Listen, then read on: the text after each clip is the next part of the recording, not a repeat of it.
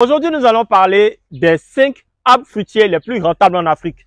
Et plus important encore, nous allons essayer de détailler un peu chaque arbre fruitier, de parler un peu de son positionnement et surtout vous expliquer pourquoi vous devez investir dans la production des arbres fruitiers en Afrique quand vous décidez de vous lancer dans le secteur de l'agriculture. Bienvenue sur cette chaîne YouTube où nous parlons d'agriculture, nous parlons de planification, de gestion de projets, nous parlons de création d'entreprises, nous parlons de positionnement et surtout nous parlons de comment vous devez vous positionner, comment vous devez élaborer votre projet pour vous permettre d'être extrêmement rentable. Si c'est votre première fois, n'hésitez surtout pas à liker, abonnez-vous, activez la cloche de notification pour ne plus jamais, à grand jamais, rater nos contenus. Alors, quels sont les 5 arbres fruitiers les plus rentables en Afrique? Nous allons commencer par le plus premier. Je vais bien sûr parler de la production de la mangue.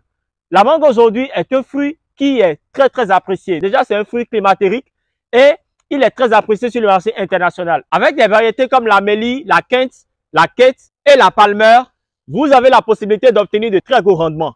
Mais plus important encore, c'est que l'Afrique de l'Ouest, à elle seule, approvisionne le marché mondial d'avril à septembre.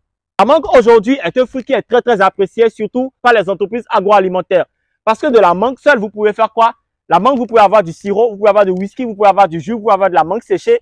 Et certains pays comme le Burkina l'ont rapidement compris parce qu'aujourd'hui, ils se positionnent sur la chaîne de valeur mangue en produisant et en transformant énormément cette spéculation-là. Et ce n'est pas tout. Plus important encore, en 2019, plus de 400 000 tonnes de mangue ont quitté le Bénin, le Burkina, la Côte d'Ivoire, le Nigeria, l'Afrique du Sud et la Guinée uniquement en exportation. C'est déjà énorme. C'est la preuve que la mangue est un fruit qui est extrêmement convoité, qui est extrêmement recherché et surtout qui est très apprécié par ses consommateurs. Je ne veux pas forcément parler de tout ce qui est variété ou carrément de tout ce qui est valeur nutritive, de tout ce qui est utilisation sur le plan médical, non. Mais je me positionne uniquement au niveau de la chaîne de valeur de mangue et c'est un fruit qui est extrêmement rentable. Alors, le deuxième fruit sur lequel vous devez absolument vous positionner, c'est quoi? C'est le corosol. Très peu de personnes aujourd'hui s'intéressent à ce plan-là, à cet arbre-là. Et pourtant, c'est l'un des plants, c'est l'un des arbres les plus appréciés et surtout les plus consommés au monde. Et le problème qui se pose au niveau du corosolier, c'est qu'il y a très peu d'offres et pourtant la demande est énorme. On a besoin déjà de fournisseurs pour la production du corosol, pour l'achat du jus, pour les écorces, pour les feuilles et surtout pour la transformation agroalimentaire. Mais très peu de personnes se lancent dans cette spéculation. Et dans des pays comme le Cameroun, la consommation du corosolier est uniquement réservée à une certaine classe sociale. Dans un continent où le climat est propice, où le sol est fertile, où nous avons la possibilité et l'opportunité de nous positionner sur ces spéculations-là, très peu de personnes le font parce qu'il y a déjà un problème d'information et surtout, il y a un problème de formation qui se pose. Si vous avez des terres agricoles et si vous avez le financement qu'il faut, je vous recommande vivement d'investir dans la culture du corosolier parce qu'elle est non seulement recherchée, mais elle est également très appréciée. Au Bénin, la quarantaine de corosoliers est facilement vendue à 14 000 francs, 15 000 francs sur le marché local. Il n'y a pas d'entreprise, il n'y a pas d'usine qui se positionne pour la transformation ou encore même pour la production. Et il y a très peu d'exploitations agricoles aujourd'hui qui se spécialisent dans la production du corosolier. On ne voit que des plants par-ci, par-là, pas vraiment d'exploitation à grande échelle qui sont vraiment spécialisées au niveau de la production et de la transformation du corosolier. Alors, la troisième spéculation, le troisième plan fruitier dans lequel vous devez absolument investir, c'est l'avocatier. Aujourd'hui, on ne le dira jamais assez, mais l'avocatier aujourd'hui fait partie des arbres fruitiers les plus consommés au monde. Hormis son impact environnemental, il est très apprécié déjà pour ses propriétés cosmétiques, pour ses propriétés médicinales, pour ses propriétés pharmaceutiques et surtout pour son utilisation quotidienne dans le plan de l'alimentation. Et les premiers pays producteurs d'avocatier au monde, il y a la Grande-Bretagne et il y a également la France qui se positionne au niveau de cette culture-là et qui arrive quand même à satisfaire un tant soit peu la demande. Depuis 2019, la production mondiale a pratiquement doublé. La production mondiale est passée de 3 millions de tonnes à plus de 6 millions de tonnes. C'est la preuve que c'est un fruit qui est non seulement apprécié, mais qui est extrêmement recherché. Alors, la quatrième spéculation sur laquelle vous devez absolument vous positionner, si vous êtes africain, si vous êtes de la diaspora, ou si encore vous avez envie de faire une reconversion dans le secteur de l'agriculture, c'est la production de la papaye. Aujourd'hui, nous avons plus de 15 variétés de papaye qui sont consommées quotidiennement en Afrique et surtout qui sont recherchées sur le marché extérieur. Nous avons la Solo numéro 8, nous avons la Red Royal, nous avons la Maradona, nous avons la papaye Vega et j'en passe. La papaye, c'est au moins 12 500 000 francs de chiffre d'affaires par hectare. Et aujourd'hui, en termes de transformation au niveau de la papaye, il y en a très peu. Une papaye au Bénin, ici, à Cotonou, est vendue au moins à 50 francs, 100 francs ou encore même 150 francs. Au Niger, à côté, la papaye est vendue à 500 francs, voire 1000 francs l'unité. En Côte d'Ivoire, la papaye est vendue entre 200 et 300 francs. En plus d'être extrêmement rentable, le rendement de la papaye dépasse facilement la barre des 60 tonnes à l'hectare. Un hectare, c'est 2500 ou 2700 plants. Chaque plant vous génère au moins 5000 francs CFA de chiffre d'affaires. Et quand vous décidez de vous positionner au niveau de la transformation, secteur qui est encore vide, qui est assez neutre, vous partez au moins sur la base de 25 millions de chiffre d'affaires par an. Chaque Africain, je dis bien, chaque Africain connaît tout ce qui est valeur, apport nutritif que la papaye apporte. La papaye déjà intervient au niveau de la digestion. La papaye, elle est déjà riche en fibres.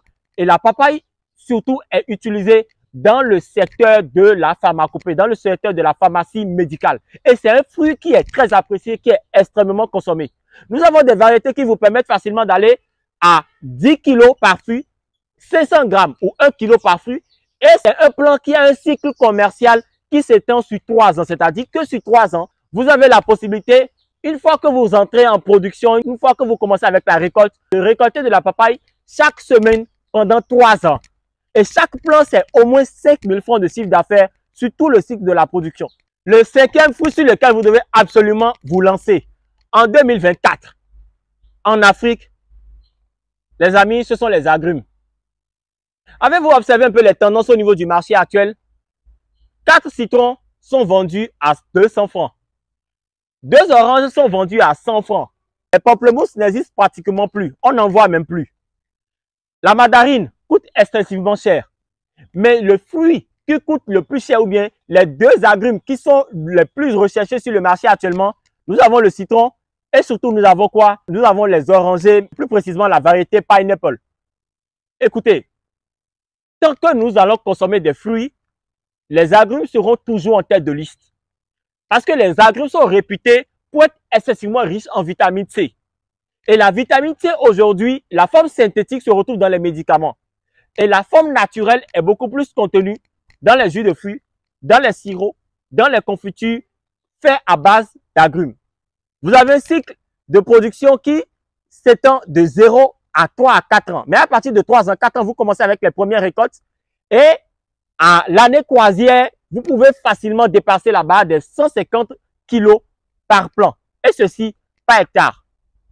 Quand vous investissez dans la production des agrumes, et chaque plant vous rapporte au moins 150 kg par hectare, et ceci chaque année, c'est au moins 40-45 000 francs par plant de chiffre d'affaires que vous faites. Quand vous enlevez les charges, vous enlevez ce que vous avez dépensé déjà pour l'achat des plants, pour le nettoyage du terrain, pour la fertilisation, pour le traitement phytosanitaire, et ceci pour l'entretien, c'est-à-dire ce que vous avez dépensé pour couvrir les charges liées à l'entretien, les frais de communication, le temps que vous avez mis, tout ça.